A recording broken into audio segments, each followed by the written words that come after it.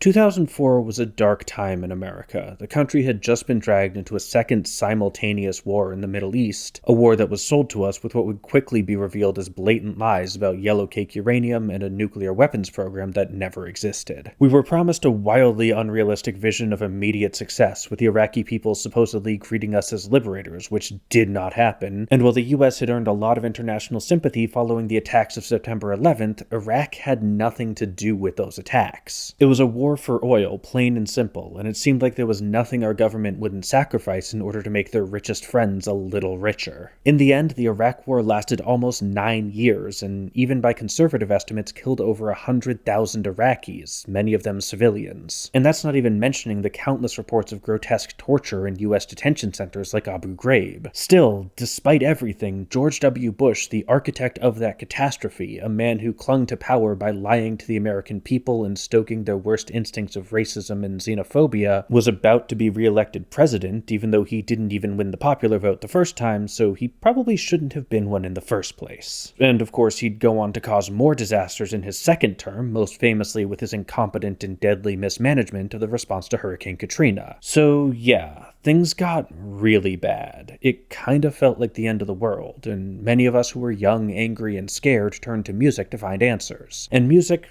delivered. It seemed like every artist had to have their anti-Bush protest song, from Eminem's Mosh to Pink's Dear Mr. President, from Disturbed's Deify to Linkin Park's Hands Held High, OTEP's Warhead, Lil Wayne's Georgia Bush, Neil Young's Let's Impeach the President, or System of a Down's BYOB. And that's just the incredibly unsubtle ones. But the flagship of this entire anti-Bush scene has to have been Green Day's American Idiot, an entire album exploring the harm he'd caused to both America and the world. And while the title track deservedly gets a lot of attention for its provocative name, I think their harshest critique comes a couple songs later, with the seemingly innocuous Holiday.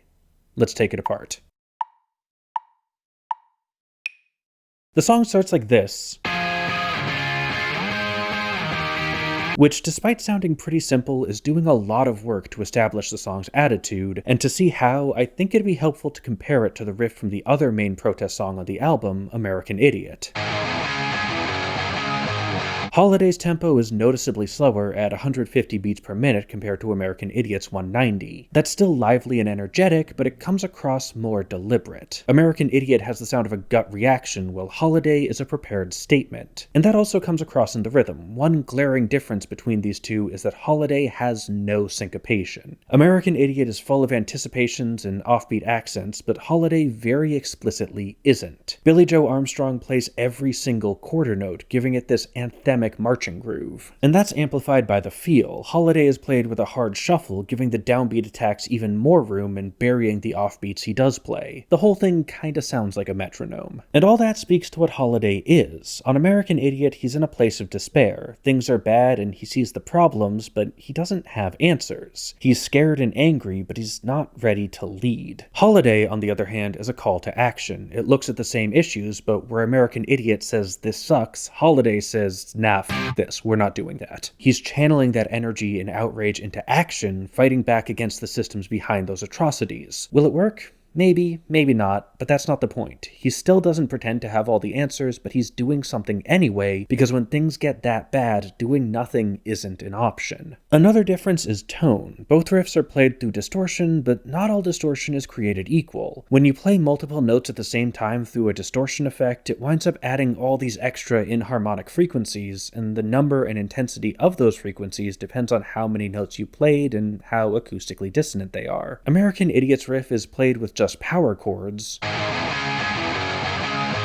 which are made entirely of perfect fifths and octaves, the two most consonant intervals. The timbre is relatively stable. For Holiday, though, he plays full triads with an added third on top, and you can hear how much more abrasive it is. It's a different kind of in-your-face energy to compensate for the slower tempo. And then there's the chords. This riff introduces us to the 4-chord loop we'll be hearing for most of the song,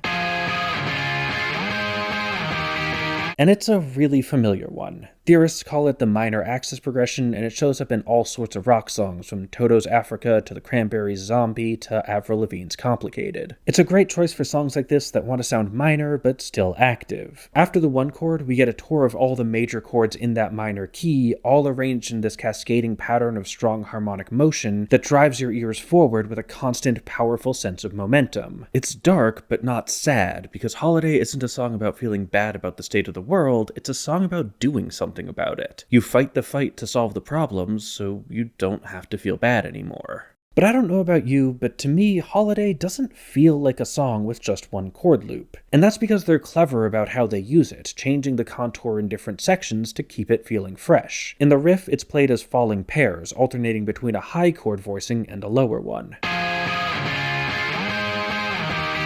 If we think of it like a wave with alternating peaks and valleys, that wave has a frequency of 1 bar hitting a high point on every downbeat. As the rest of the band comes in, though, Armstrong makes one small change that has a huge impact. He drops the A flat down an octave. Harmonically, it's still the same loop, but now the peak of its melodic wave only comes every 2 bars when he returns to the F. This diffuses a bit of the urgency of the intro. The riff sounds like a siren going off, and the verse responds by settling in for a longer struggle. One thing both riffs have in common is that they start with just Armstrong's guitar on its own before the rest of the band comes crashing in. But even here, there's a clear difference. American Idiot's solo guitar section is so short that he doesn't even get to finish the full riff.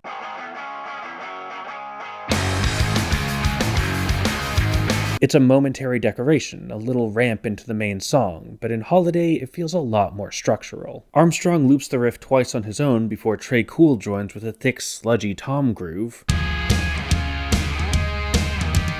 And then after 2 more loops, we finally get Mike Dirnt's aggressively picked bass to complete the lineup.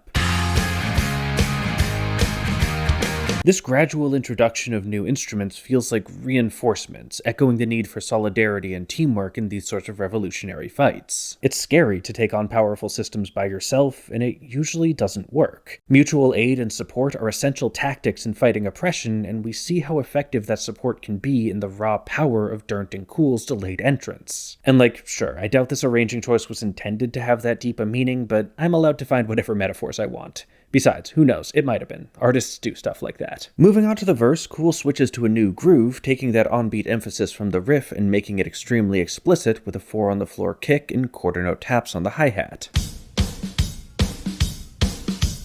There's some extra snares to keep the shuffle feel going, but the drums are dominated by this unwavering metronome pulse, which is important because of how it interacts with Armstrong's melodic phrasing. In most rock songs, the phrasing of the verse melody is usually pretty simple. Again, American Idiot is a useful contrast. There, he sings these short bursts of rhythmically homogeneous lyrics that repeat their basic structure every 2 bars. Don't wanna be an American idiot, don't want a nation under the new medium. The melodic contour moves up and down a bit, but barring a couple added syllables here and there, the rhythm stays pretty much the same, with lines starting, ending, and syncopating in roughly the same spots every time. It's always ba-ba-ba-ba-ba-ba-ba-ba-ba fit together with whatever words he's singing. But Holiday is a bit more complicated. Each verse consists of a single 8-bar phrase broken up into 4 uneven fragments that share some internal patterns but no explicit repetition. There's no smaller unit I can pull out and point to as the basic rhythm of the whole section. And these fragments all have a very specific relationship to the metronome pulse introduced by the riff and emphasized by Cool. Let's start with the first one. Hear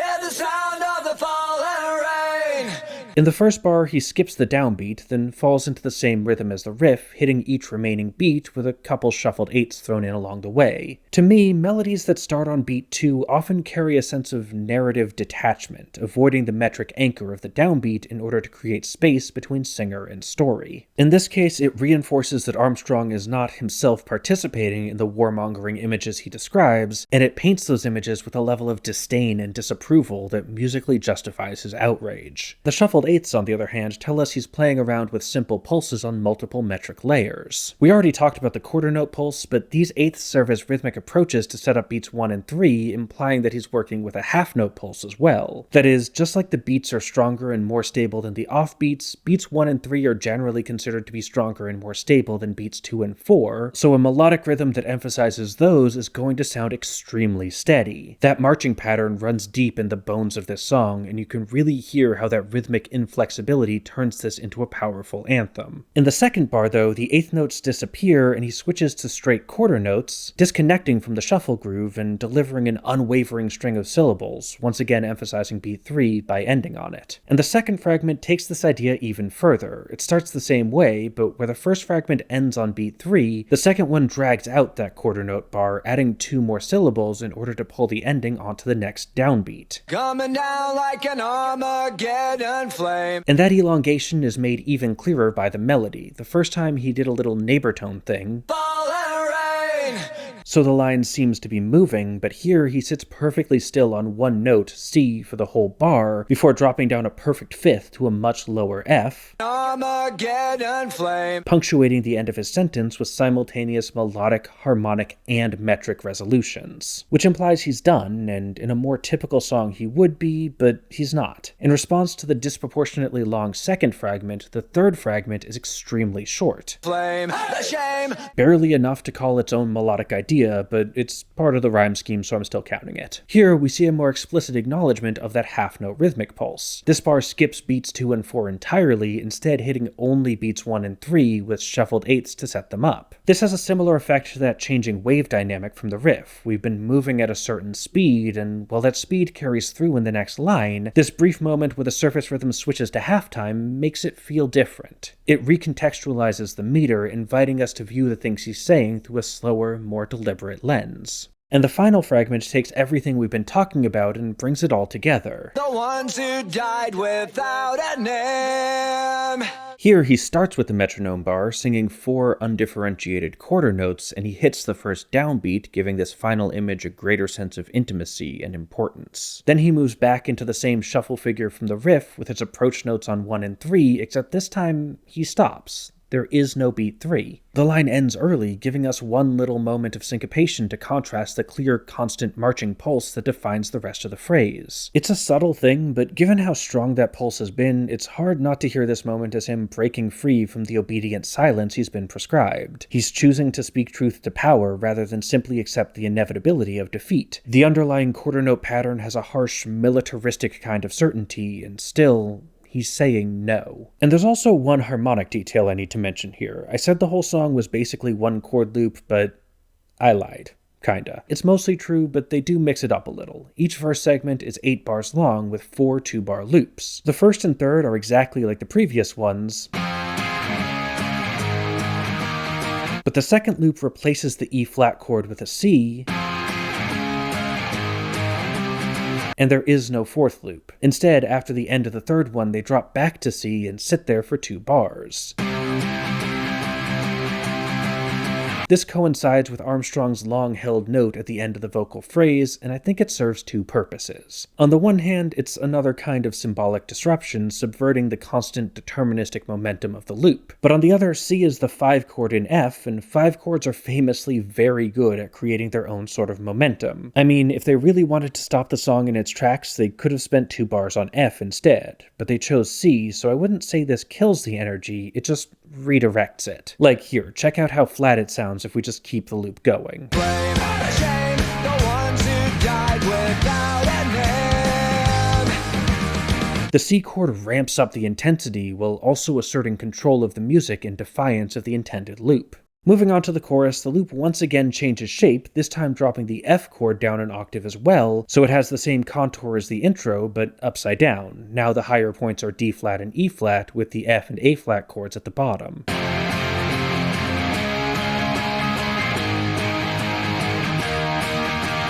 Which kinda changes the frequency of the contour wave again, except not really, because they've also slowed down the harmonic rhythm. In the verse, they changed chords twice per bar, matching that 1 and 3 accent pattern, but now it's just once per bar on the downbeat, so the wave still oscillates once every 2 bars. Like the verse, they alternate between ending on E flat and C, and this time Armstrong emphasizes that C chord by singing an E natural on top of it. Rest of our lives. But I'm getting ahead of myself. Let's talk about the melody. I beg to dream and differ from the hollow lies. This is the culmination of all that rhythmic phrasing stuff I was talking about earlier. It's a simpler structure with a 4-bar repeating phrase evenly divided into 2 2-bar fragments. Like in the verse, the first fragment starts on beat 2, avoiding the initial downbeat, which is particularly noteworthy here because that downbeat is also a section transition. The chorus arrives, and then he starts singing. From there, he goes straight into the metronome thing, singing straight quarters for the rest of the bar. In the next bar, though, something flips, and he bounces onto the offbeats for some real, consistent syncopation. I beg to dream and ever. And if those rigid quarter notes represent compliance and concession, then it's very significant that he finally breaks out of them on the line, I beg to dream and differ. And the second fragment is similar, once again going from straight quarters to a syncopated ending, From the hollow lies.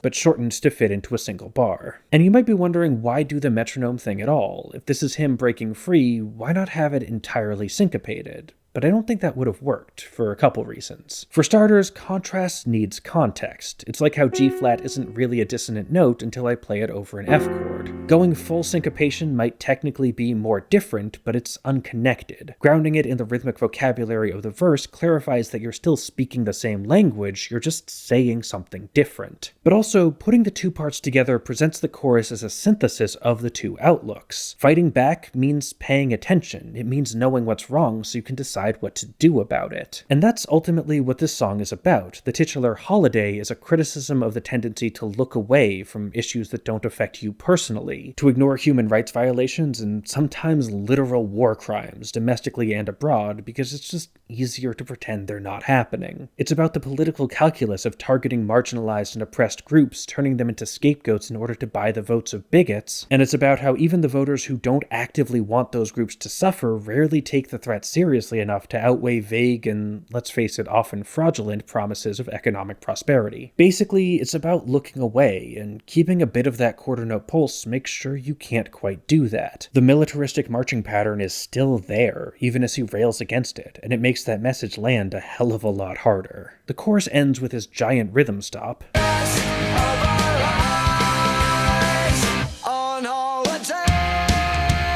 where Armstrong delivers the title, then we're back to the intro riff again for a brief interlude that carries into the second verse. This is pretty similar to the first, but since I've been talking a lot about how anthemic this song is, I'd be remiss if I didn't at least mention this moment. Can I get another amen? Where he does this big call and response thing with Dirnt. On the album, it's cool, but this is a moment that was made for the live show, and Armstrong definitely knows that. In practically every live concert video I could find, it goes the same way. He sets it up with a quick, seemingly ad-libbed brothers and sisters, positioning himself as a preacher delivering the gospel truth. He then asks the audience to join him, and the audience responds by going absolutely wild. That's right, brothers and sisters, can I get another amen? It rules. Punk has always thrived on audience participation, breaking down the barriers between artist and community, and this is a great example of how powerful and how cathartic that can be, even, or perhaps especially, when times are hard. That leads into a second chorus, which is basically the same as the first, but instead of ending with a return to the intro, we get a brand new riff.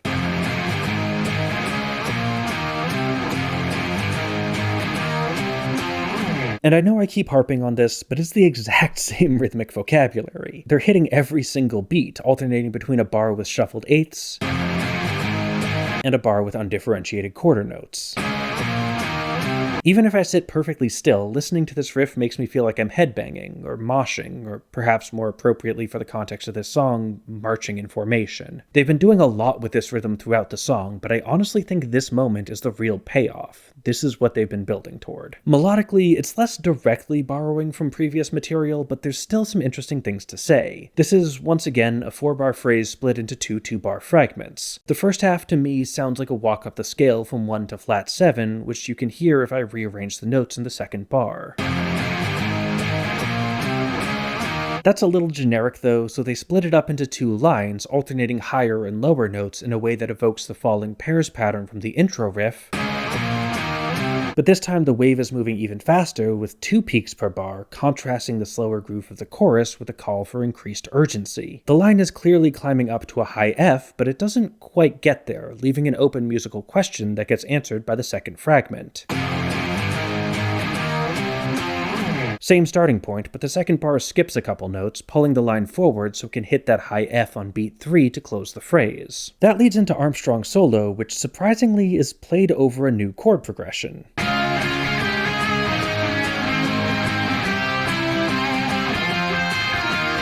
I find this loop really disorienting, to the point where I used to assume they'd dropped a beat or something, but nope, it's all harmonic. And it's not entirely new either, which is part of what makes it so weird. It's actually just taking the main loop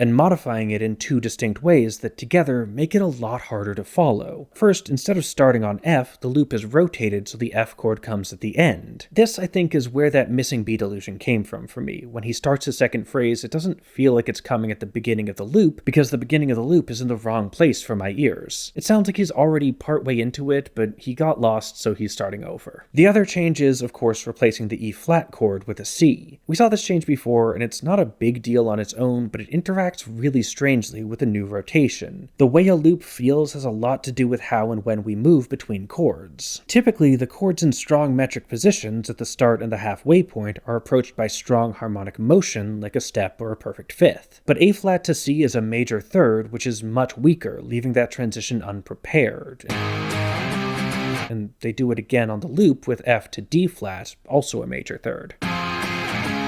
When I see loops like this, my first instinct is to look for stabilizing effects, other non-harmonic choices that help reinforce the chords that are supposed to be emphasized. And there is one, not so much for A-flat to C, but on the move from F to D-flat, Dirnt adds this walk-down figure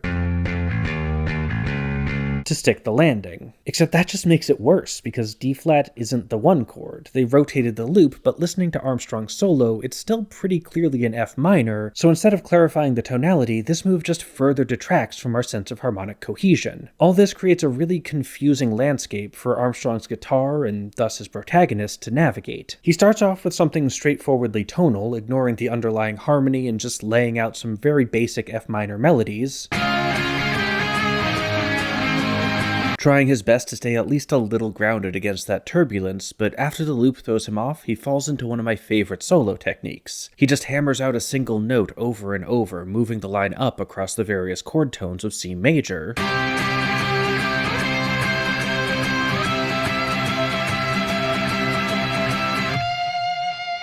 to convey a rising pressure that builds into the release of the breakdown. And if you remember one thing from the song, it's probably the breakdown. Here, Armstrong abandons the sincere, if somewhat sarcastic, criticisms of the verse and chorus, instead taking on the persona of an over-the-top reactionary warmonger calling for the destruction of not just America's enemies, but anyone not sufficiently willing to kowtow to the American empire. Pulverize the Eiffel Towers who criticize your government! And if you weren't there and you don't get the reference, just Google freedom fries. I don't want to talk about it. Musically, the solo ends with Armstrong hanging on this long-held high F as the supporting guitars drop out and we're left with the rhythm section pounding away, to make plenty of room for the narrative transition. When the vocals come back, Armstrong is no longer really singing. He's just angrily shouting his threats into the void. His vocals are also heavily filtered to remove a lot of the low and high frequencies. This makes it sound like he's coming through a cheap speaker, echoing the important and destructive role of talk radio hosts like Rush Limbaugh. These sorts of reactionary movements always rely on distorted media ecosystems. They prey on listeners looking for someone to blame for the things they're angry about, giving them wrong but easy answers in order to use that anger to support their own goals. And at the end of each line, the rest of the band joins in to punctuate, "Bombs away is your punishment!" giving it this menacing tone that says not only do these people want to cause harm, they have the power to actually do it. Throughout the section, the lyrics become increasingly unhinged, filling up with pointless slurs and excessively violent imagery, building to a head as the guitars come crashing back in and the band starts chanting behind him, "Is that a way that's meant for me? elevating his demagogue character to an almost messianic level. And then, when all hope seems lost, the chorus returns one last time in a final, hopeful act of defiance.